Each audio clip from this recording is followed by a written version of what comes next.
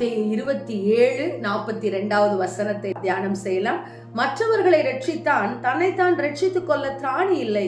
இவன் இஸ்ரவேலின் ராஜாவானால் இப்பொழுது சிலுவையில் இருந்து இறங்கி வரட்டும், அப்பொழுது இவனை விசுவாசிப்போம் என்று பரியாசம் பண்ணினார்கள் இயேசுவை. ஆம் தேவஜனமே, பிரதான ஆசாரியரும் அந்த யூதர்கள் கூட்டமும் இயேசு கிறிஸ்துவை பரியாசம் பண்ணினார்கள். உங்களை பரியாசம் பண்ணுகிறார்களா, அவமானப்படுத்துகிறார்களா? இயேசுவை போல பொறுமையா இருங்கள், பதில் செய்யாதிருங்கள். ஏன் தெரியுமா? உங்களுக்கான மகிமை கடந்து வருகிறதா இருக்கிறது.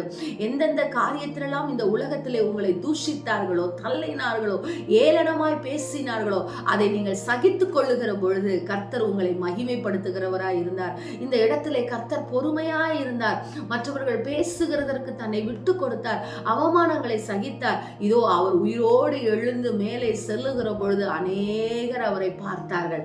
ஆம் தேவ ஜனமே, உங்களை கூட ஏளனமாய் பார்த்த ஜனங்கள் மத்தியிலே கர்த்தர் உங்களை உயர்த்துவார். எனவே வார்த்தைக்கு வார்த்தை விரோதமாய் மற்றவர்களை பேசாதபடிக்கு, பகைக்காதபடிக்கு பொறுமையோடு உங்களை யார் என்ன சொன்னாலும் சகிப்புத்தன்மையோடு இருங்கள். ஒரு பெரிய மகிமை உங்களுக்கு காத்திருக்கிறது.